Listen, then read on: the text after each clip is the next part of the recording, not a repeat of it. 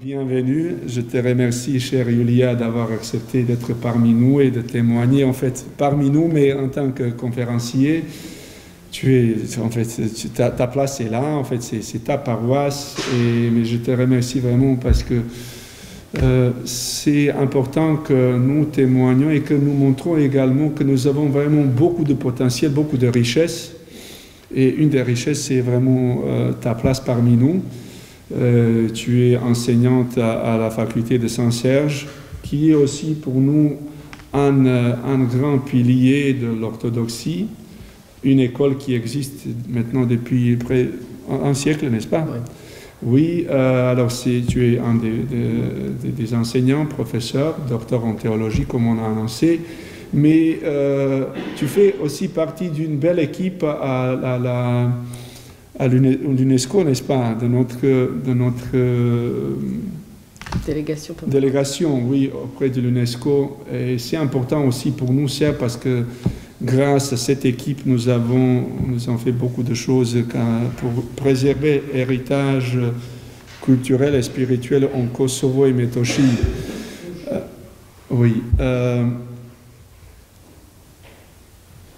Ce que je voulais vous dire aujourd'hui, avant de te donner la parole, c'est que dans la tradition orthodoxe, l'ascèse est à la place qui est en Occident aujourd'hui éthique ou le moral.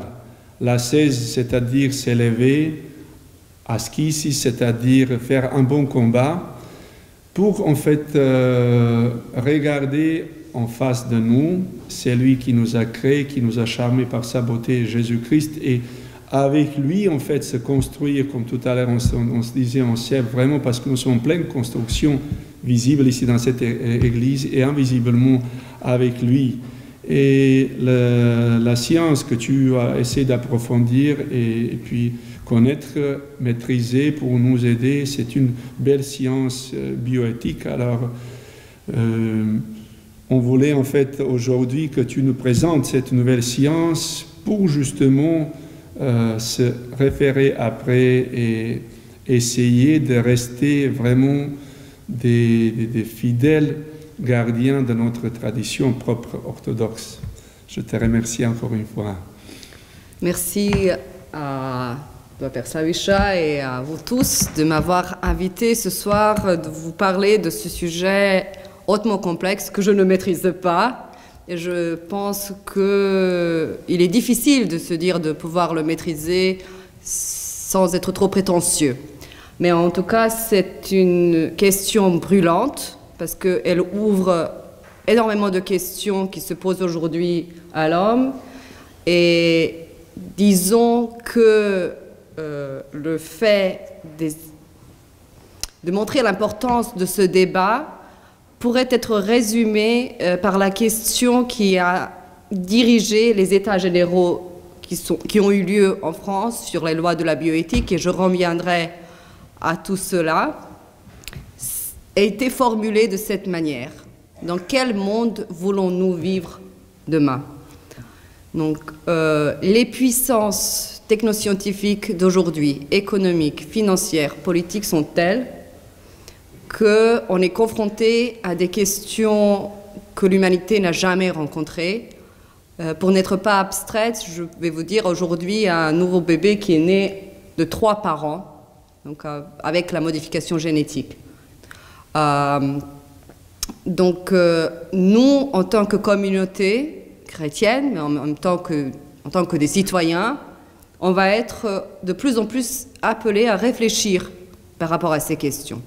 Donc il ne s'agit pas d'une discipline théologique, mais elle est, en quelque sorte, en se posant des questions sur qu'est-ce que l'homme, dans quelle société il vit, elle touche à des questions profondément théologiques.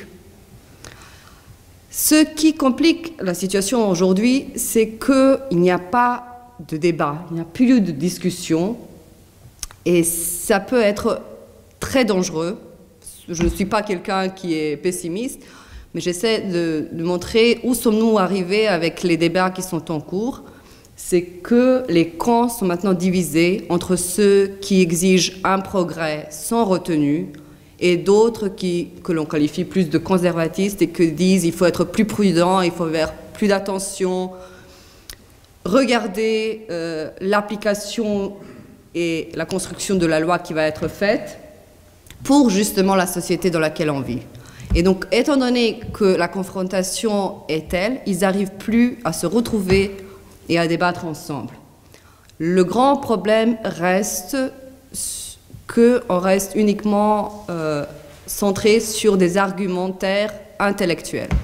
Donc, il faut essayer maintenant de trouver des champs où on pourra faire rencontrer ces personnes qui proviennent des milieux philosophiques, sociologiques, politiques, économistes, aussi financiers, pour essayer de débattre et non plus simplement d'utiliser leur argumentaire rationnel, mais en même temps d'essayer d'engager le côté émotionnel.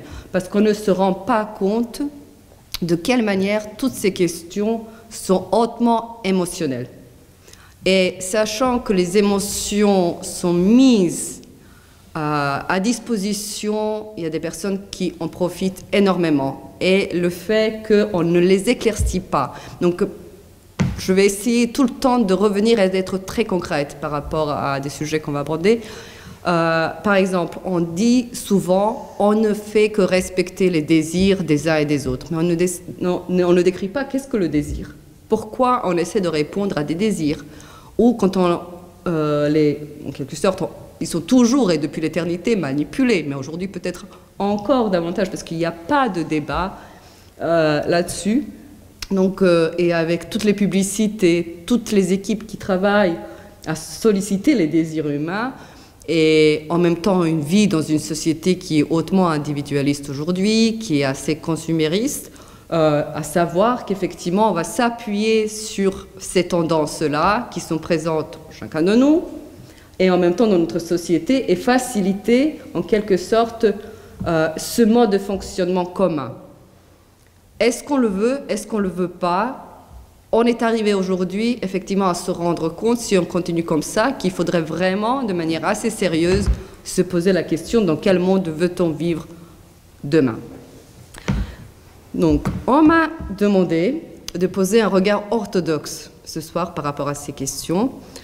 Je reviendrai en conclusion sur ce qui pourrait être un regard orthodoxe, parce qu'il n'y a pas de regard orthodoxe qui est construit sur ces questions. On chemine doucement et peut-être on est plus en retard par rapport à d'autres chrétiens, à savoir les catholiques et les protestants. Ceci pour des raisons diverses et variées. En fait, il faut savoir aussi que le contexte historique de nos églises, qui se trouvaient majoritairement dans les territoires de l'Orient chrétien, Moyen-Orient, puis les Balkans, la Russie, ont eu de tels contextes historiques qui ne leur permettaient pas d'avoir des développements argumentaires et de porter une réflexion tout au long de l'histoire sur ces sujets, mais ils n'étaient pas absents. Et quand on a creusé ce que nous essayons de faire aujourd'hui, on retrouve qu'une certaine logique qui est présente par les modes de vie, par les modes de fonctionnement, qui correspondent peut-être et donnent un accès à ce qui est recherché aujourd'hui.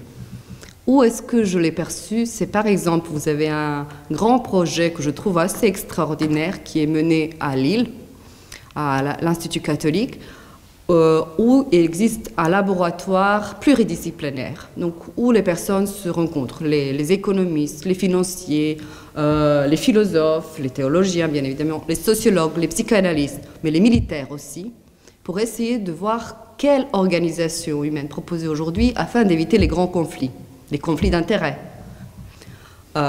Et puis ils se sont rendus compte que ce qui pourrait effectivement pallier et donner un sens, c'est une organisation locale où les personnes vont essayer de fonctionner en commun dans des petits endroits, ce qui pourrait éventuellement correspondre à nos paroisses, et être en réseau entre eux, d'échanges, de discussions, mais d'entraide, et de voir éventuellement différentes spécialisations. Mais donc, c'est une logique qui reste à développer, mais en même temps, moi, je retrouve dans notre conciliarité chrétienne, orthodoxe, qui est maintenant peut-être mise en question, mais c'est pas si mal que ça non plus, pour remettre en actualité, essayer d'approfondir ce qui nous fait vivre ensemble afin de le confirmer, non pas simplement de l'accepter sans savoir réellement de quel héritage on hérite et de quelle richesse,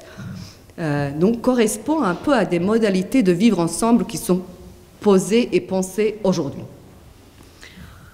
Qu'est-ce qui est spécifique quand il s'agit de la bioéthique en France? Il faut savoir que les pays, en tout cas européens, ont été marqués énormément par l'histoire. Mais ceci est particulièrement perceptible dans tous les champs de bioéthique. Quand vous participez, par exemple, à des réunions au niveau de Conseil d'Europe, où souvent des questions particulières du côté de bioéthique sont soulevées, vous voyez immédiatement de réactions différentes des experts qui viennent d'Allemagne et ceux qui viennent de la Grande-Bretagne. Une des raisons pourquoi cela advient, c'est que la bioéthique en tant que discipline a été créée après la Deuxième Guerre mondiale. Parce que les nazis, enfin les officiers nazis et les médecins y étaient impliqués pour faire les expériences sur les sujets humains. Donc aujourd'hui, les Allemands sont les plus rigoureux dans toute application de règles et de lois quand il s'agit des recherches sur les sujets humains. La logique anglo-saxonne, elle est autre. Donc c'est une logique utilitariste, pragmatique, et donc eux, ils cherchent ce qui va contribuer à l'individu en s'appuyant aujourd'hui, malheureusement, le plus souvent sur une éthique minimaliste, à savoir je peux faire tout ce que je veux sans nier à l'autrui. Donc, mais là, ce que je veux, ça peut toucher à énormément de choses. Et qu'est-ce que ça veut dire ne pas nuire à l'autrui? C'est aussi assez discutable. Donc, de leur côté, ils sont assez ouverts à tout type de recherche afin de faire progresser la société. Donc, ça sont un peu les deux extrêmes. La France, aujourd'hui, elle se trouve un peu entre les deux, parce qu'elle est quand même héritière d'un système social, de biens communs, et puis aussi d'une vigilance, donc de partage de ces biens. Par contre, aujourd'hui, on perçoit des volontés, avec les États généraux qui ont eu lieu, de entièrement changer le système de fonctionnement sociétal, en tout cas en changeant complètement les lois. Ça, c'est un discours qu'on peut entendre, mais en même temps de préserver les valeurs républicaines. Donc c'est toujours les valeurs républicaines qui demeurent comme une importance. Mais en même temps, comment changer ce système, en même temps préserver les valeurs, ça reste non éclairé du tout. Donc on est confronté souvent à des discours qui sont bons, qui sont fondés, mais finalement on demande, en creusant un peu, d'avoir des éclaircissements qui manquent. Et dans cette situation de dissociation et de manque de débat réel, de rencontres, ça risque d'être un véritable problème. Donc en vous parlant des lois, de la révision des lois de la bioéthique, c'est vraiment quelque chose qui est particulier à la France, parce que selon une loi qui a été prise en 2011, il a été décidé de réviser les lois de bioéthique tous les 7 ans. Pourquoi? Parce qu'effectivement, ils ont souhaité, vu le progrès technoscientifique, mettre ensemble les scientifiques et les citoyens pour débattre des questions qui touchent justement à la bioéthique. Bon, pour pouvoir en parler plus, il faut quand même essayer de définir qu'est-ce que la bioéthique. Et alors là, on a 1001 définition qui est donnée, et finalement on se rend souvent compte qu'on n'a pas une définition qui est acceptée par tous. En tout cas, celle qui me semble être la plus concise consiste à dire que la bioéthique est l'ensemble des questions, des réflexions et des orientations morales concernant le pouvoir que les sciences et techniques biomédicales donnent à la société et notamment à la médecine.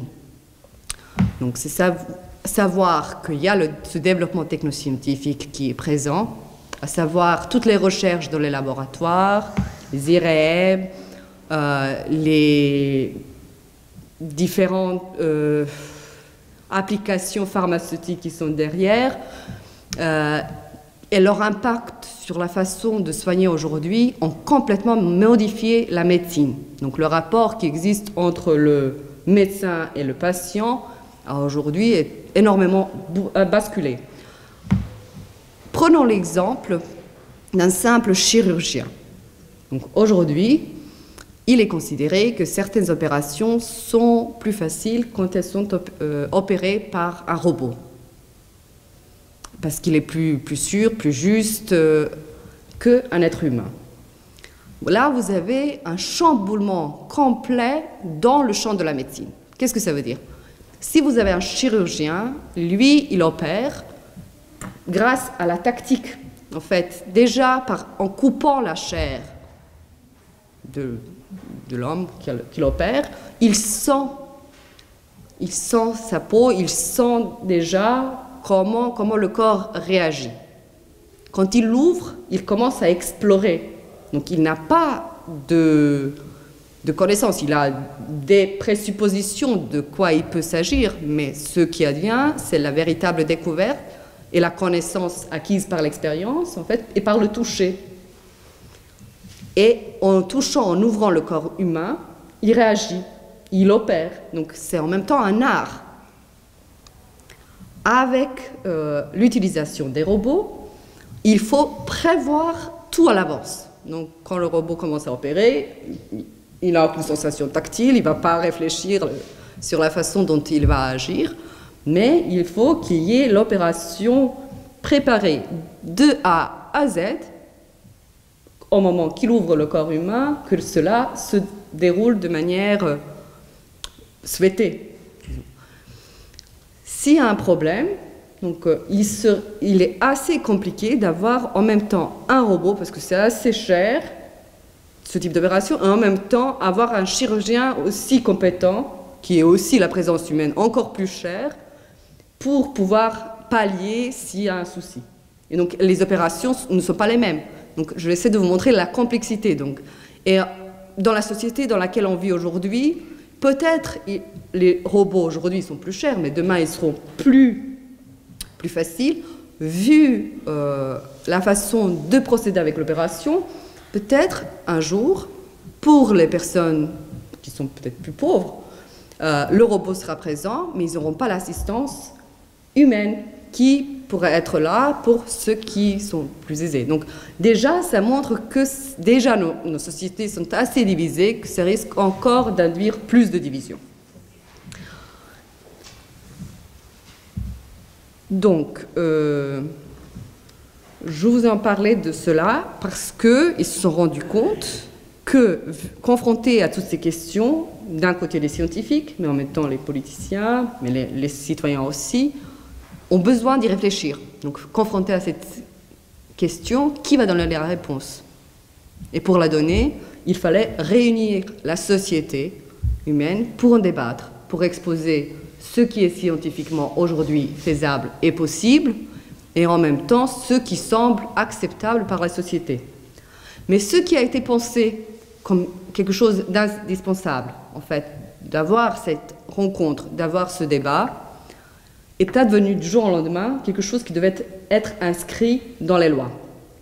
Et là, il y a quelque chose qui se produit, en fait, et ce qui risque aussi d'être assez dangereux, et on le voit aujourd'hui. Je le questionne, donc je n'ai pas de position là-dessus, mais souvent, les politiciens, lors de leur campagne politique, promettent des choses qui, finalement, empêchent tout débat. Donc, dans la campagne politique de Hollande, c'était la question du mariage pour tous qu'il fallait ouvrir. Donc, une des questions qui a été posée lors du débat, c'était justement comment concevoir le mariage. Et finalement, les personnes qui ont voté Hollande s'appuyaient sur sa promesse.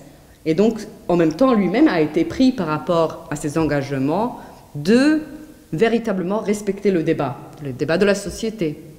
Aujourd'hui, cette question est hautement présente avec la question de la PMA, ça veut dire la procréation médicalement assistée pour les femmes qui vivent seules et pour les couples de femmes. Donc, Macron, dans sa campagne, en quelque sorte, promis que cette loi passera en fait, il s'engagera en quelque sorte pour que la PMA soit acceptée pour les couples de femmes et les femmes seules.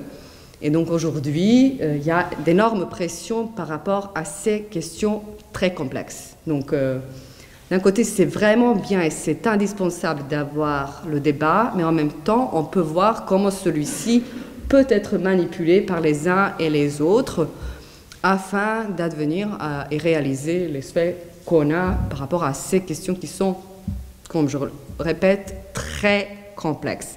Aujourd'hui, par exemple, donc on a eu ces débats généraux.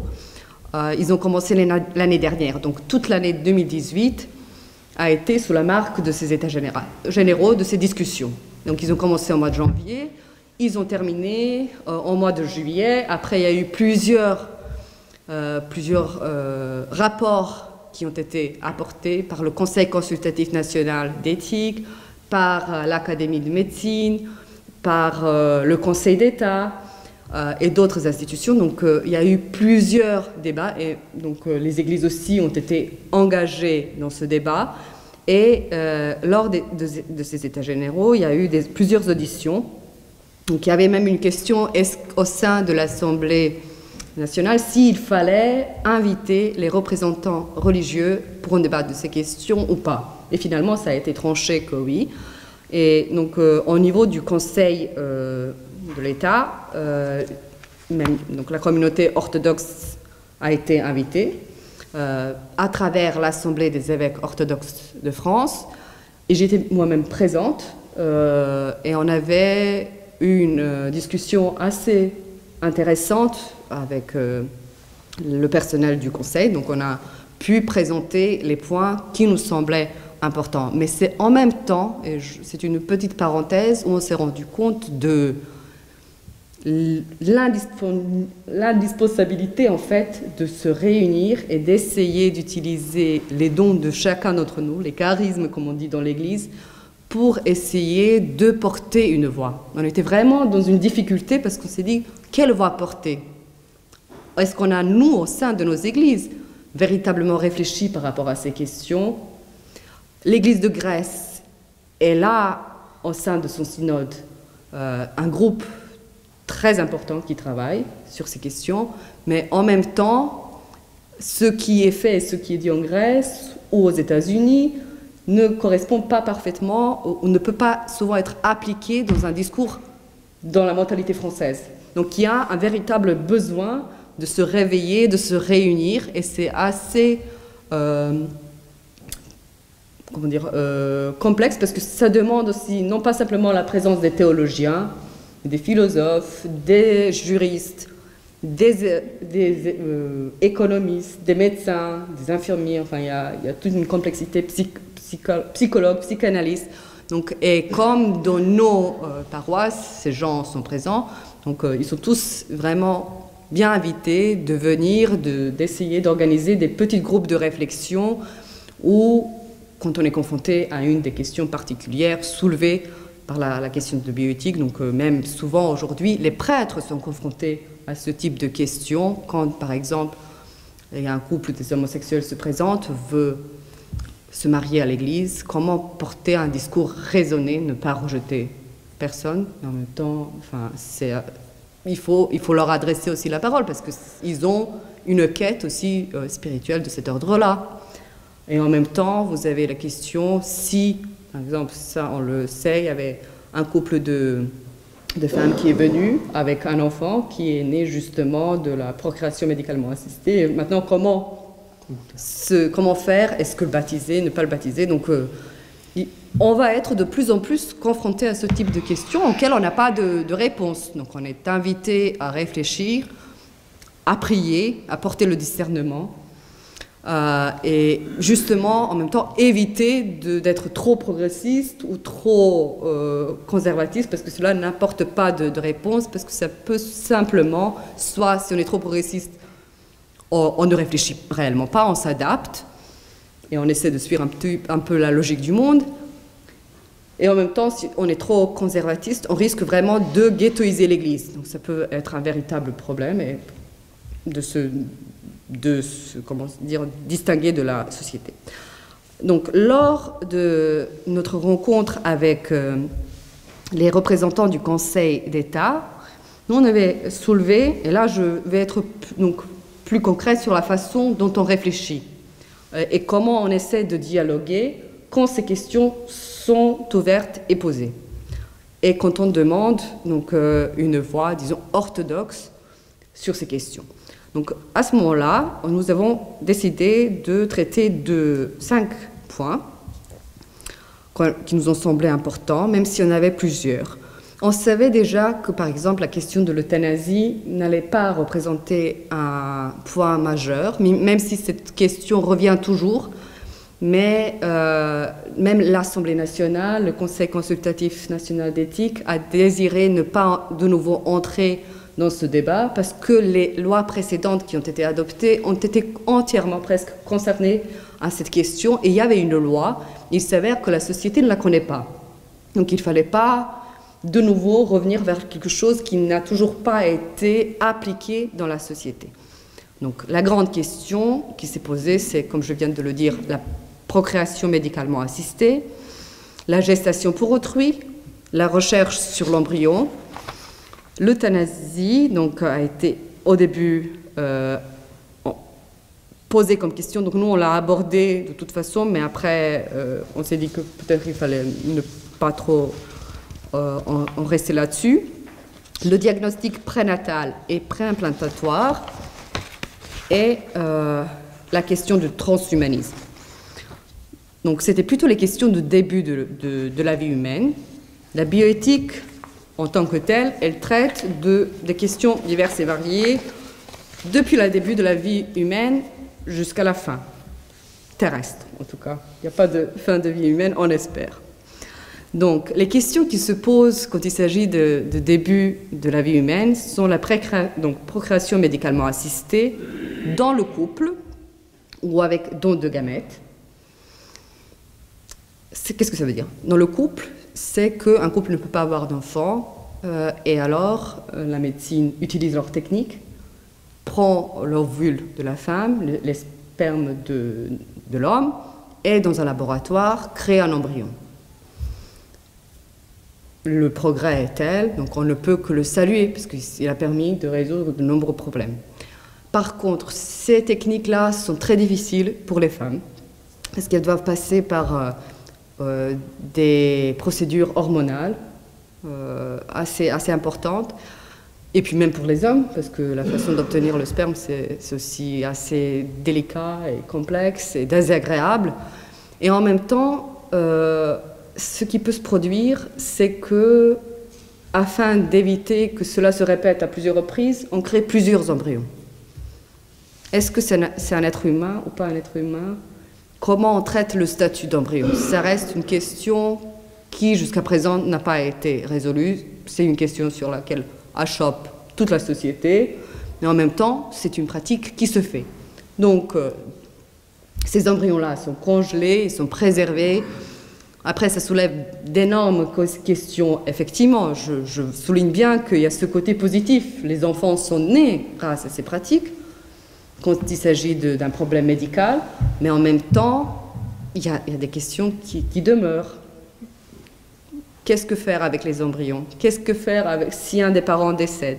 Selon la loi, il n'a pas le droit, en tout cas la loi française, d'être transposé dans le corps de la mère. Il faut juste que tu dises, si je réfléchis bien, que l'embryon, c'est déjà un être pour nous.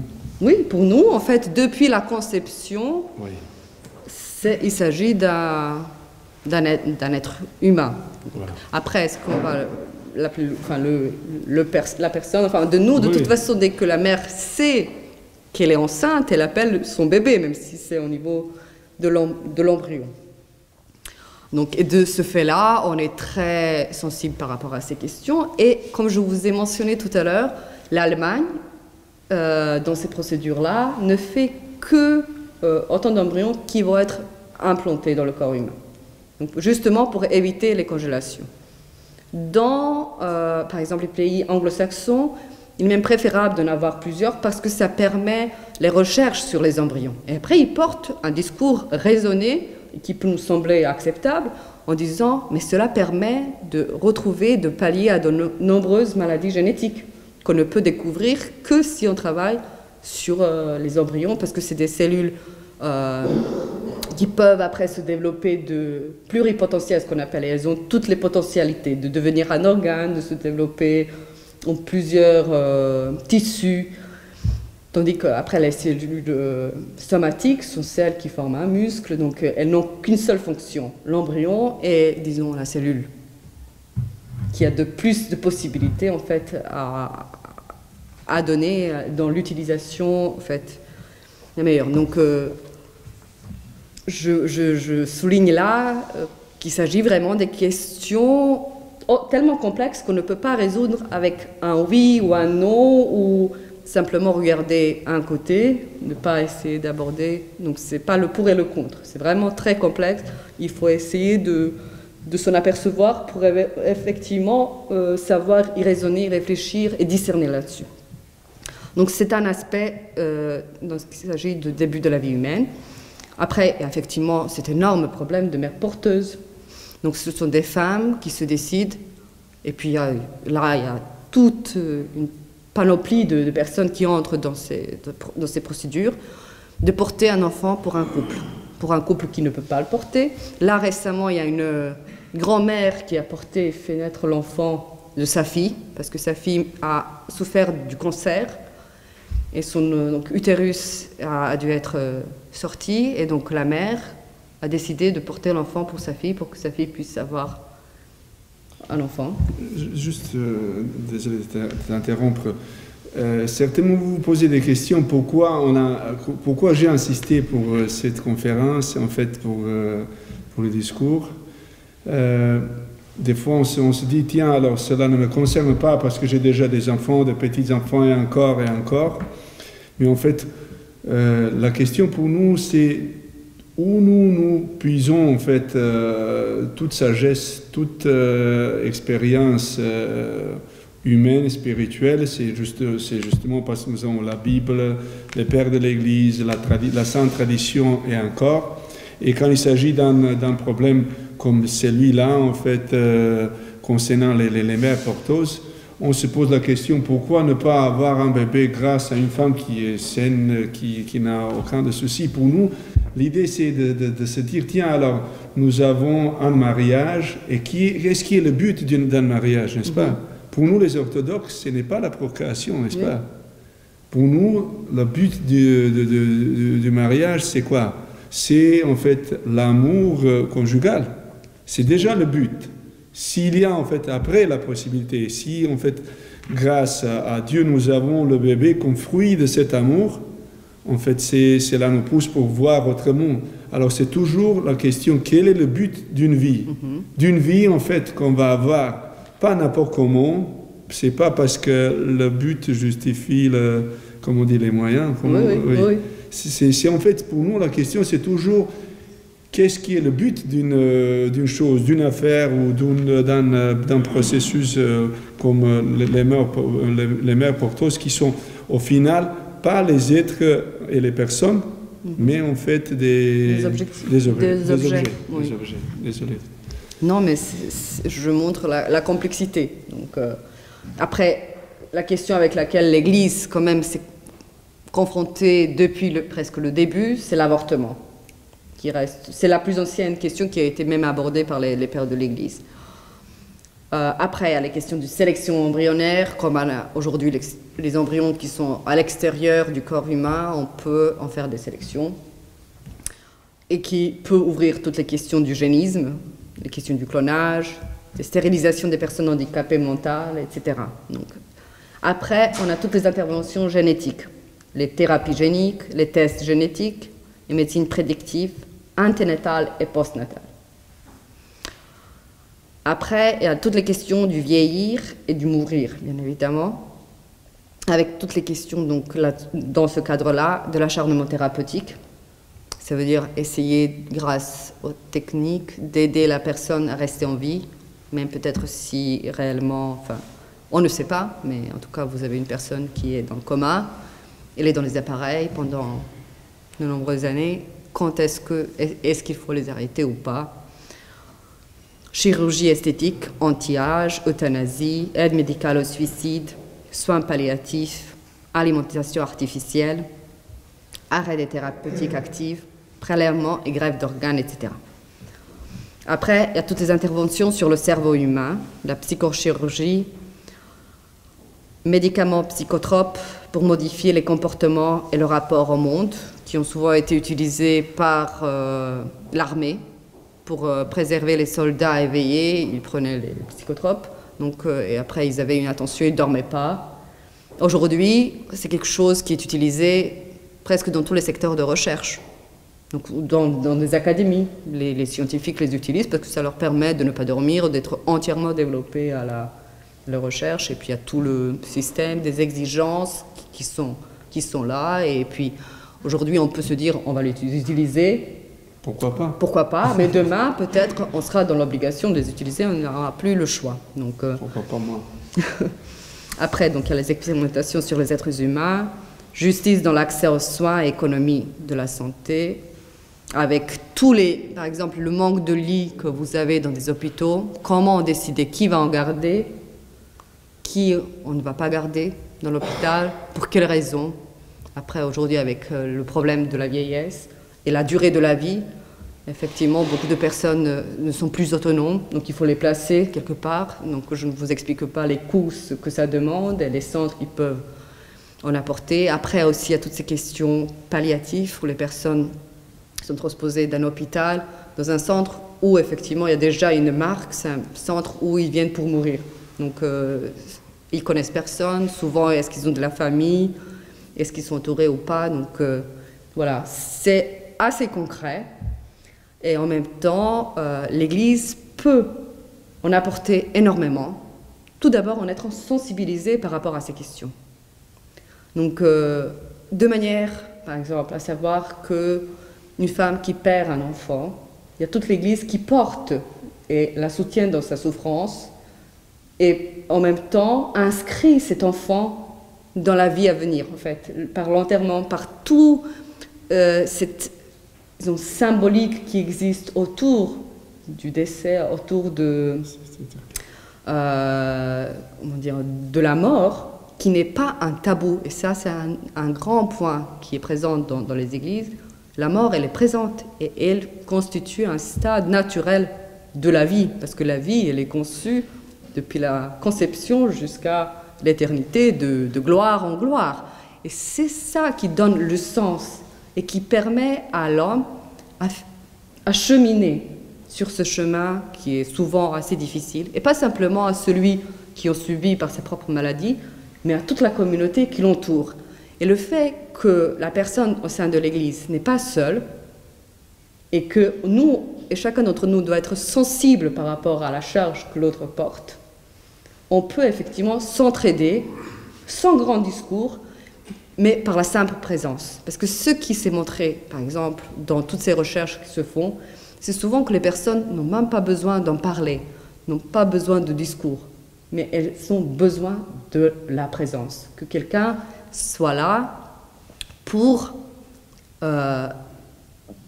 marquer effectivement la présence de quelqu'un qui dépasse en fait leur simple relation mutuelle, mais qui a quelque chose d'interpersonnel, qui est souvent le Christ ou l'Esprit Saint, en fait, qui unit toute l'humanité. Donc si on entre maintenant dans un discours plus théologique, c'est ce que je souffre, et ça c'est toute l'ascétique et anthropologie chrétienne, en tout cas orthodoxe, et les pères de l'Église l'ont plus souligné, c'est vraiment, on partage tous la même nature humaine, et chacun la porte de manière différente.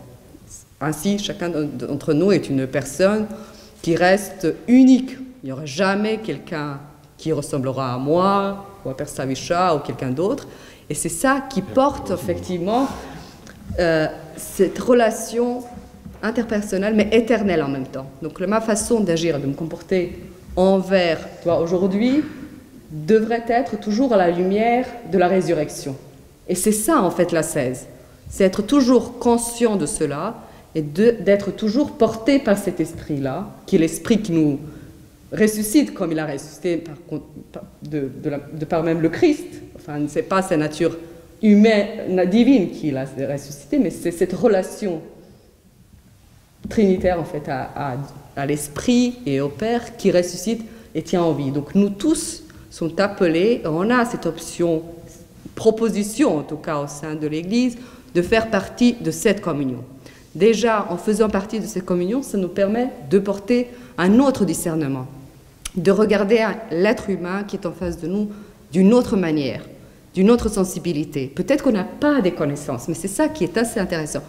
On peut ne peut-être rien connaître sur l'euthanasie, ou sur les soins palliatifs, ou sur les génies génétiques, mais on peut être là. Et c'est ça qui est demandé pour chacun d'entre nous.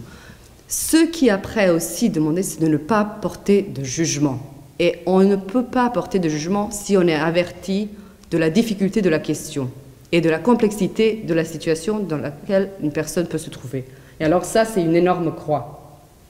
Donc nous, en tant que chrétiens, en tout cas, on est appelés à être présents, mais ne pas avoir des préjugés et ne pas essayer, en tout cas, de porter notre proposition et demander à l'autre qu'il adhère. Il doit cheminer lui-même, parce que chacun d'entre nous a sa relation avec Dieu, qui est la première, et qui s'inscrit dans la communauté dans laquelle il est. Donc c'est à lui de faire le cheminement. Mais notre cheminement, c'est d'être là, de l'accompagner, comme d'ailleurs faisait Jésus en allant sur le chemin d'Emmaüs. Il était là, mais il n'essayait pas de argumenter ou de dire voilà, c'est moi qui suis le Fils de Dieu, mais il a laissé. Mais les autres, quand ils se sont rencontrés, ils ont senti la présence de Dieu. Leur cœur brûlé. Voilà. Ouais. Et c'est ça, c'est cet esprit-là, cette vision-là que le monde a le plus besoin aujourd'hui, besoin d'être nourri. Sinon, on ne le fait pas. C'est les autres, en fait. Les autres vont jouer sur ce côté qui est non pas simplement émotionnel, mais en même temps émotionnel. C'est ce désir profondément humain à être reconnu, à être aimé, à appartenir à quelqu'un, à s'épanouir, et qui sont que des raisons positives. Enfin, Dieu nous a créés avec ce désir-là, qui est un désir tout à fait incroyable. Sans lui, on ne pourrait peut-être rien faire dans la vie. Je ne sais pas si on serait les plantes, même je pense qu'elles aussi, elles poussent vers le haut, vers le bas, et s'épanouissent de la manière qu'il aurait. Présente, pas à eux, oui. Mais donc l'homme le fait de cette manière-là. Donc c'est ce qu'on appelle passion. Et souvent, dans nos discours, on rattache la passion avec quelque chose qui est mauvais. La passion est uniquement mauvaise si elle se distingue de Dieu. Dans ce cas-là, qu'est-ce qui se passe? On essaie de pallier à notre désir, en fait, de le nourrir en s'attachant à d'autres choses, ce qui peut être positif en soi, mais c'est autre chose. Et c'est là que, par exemple, tous les pères de l'Église, et parmi nos pères de l'Église, Justin Popovic, on parlait énormément, c'est qu'on s'attache à des choses qui ne peuvent pas nourrir l'homme, parce que l'homme est appelé à être nourri par Dieu. Il est tellement énorme que sa nourriture est Dieu. Et donc, les autres choses, elles ne font que nous rattacher, et en fait, non pas nous libérer, mais à nous emprisonner dans leur utilisation. Et vu que c'est à travers le désir que nous ne soyons plus libérés, mais nous soyons empreints par l'utilisation des choses, que le consumérisme, en tout cas la logique consumériste, profite aujourd'hui. Parce qu'ils savent que voilà, il faut proposer de plus en plus de choses, parce qu'on va promettre quelque chose d'extraordinaire. Et c'est ce qui est assez intéressant. Je reste de plus en plus touchée par ces choses. C'est que souvent, quand vous avez des publicités, ce que vous essayez d'acheter, mais vraiment essayez de réfléchir, est-ce que vous achetez le produit ou la joie qu'une personne émane en portant, je ne sais pas, un pull ou des pantalons ou un portable? Non, vous essayez d'acheter la joie et le bonheur que la personne jouit. Et c'est effectivement sur cela que beaucoup de choses sont jouées. Donc, il faut être peut-être sensible. Je ne dis en aucun cas que c'est des choses dont on n'a pas besoin, certainement. Enfin, moi, la première, j'ai besoin d'un portable, ça me permet d'être en communication et en même temps être conscient aussi de son utilisation. Qui est le maître? Et comment je vais l'utiliser? Comment je vais discerner sur ma façon d'utiliser les choses, de me rapporter à des choses ou à des autres personnes? Donc, dans ce cas-là, enfin, dans cette position-là, notre participation à la vie de l'Église peut aider énormément, parce que d'abord, ça nous inscrit de manière concrète dans une communauté. On est sur le chemin, chacun d'entre nous est appelé à être sur le chemin, mais on est chemin ensemble. Et cette belle image que tu as décrite lors de la dernière liturgie, avec la cuillère, effectivement, oui, où on s'entre-nourrit parmi nous, ça peut énormément aider. Et dans le cas concret de la bioéthique, effectivement, c'est ça. Je peux apporter mes dons par rapport, par exemple, à une approche théologique, mais je peux profiter, en fait, j'être nourri par les connaissances, les expériences des médecins, des philosophes, des scientifiques, et essayer de penser ensemble, parce que c'est ça qui est demandé aujourd'hui. Et demande aussi une ouverture de réflexion. Donc éviter d'être trop progressiviste, d'être trop conservatiste. Et cela peut être fait parce qu'on ne se limite pas uniquement au présent, à ce qui est demandé ici et maintenant. Mais on regarde vers l'avenir qui nous vient. En fait, un appel auquel on essaie de répondre chacun par nos forces, par nos moyens. Et on s'inscrit, on se développe en étant sur ce chemin.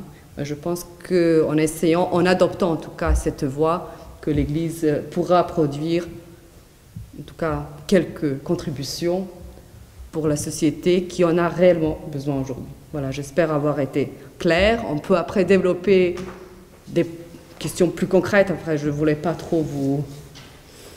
Je te remercie, Julia.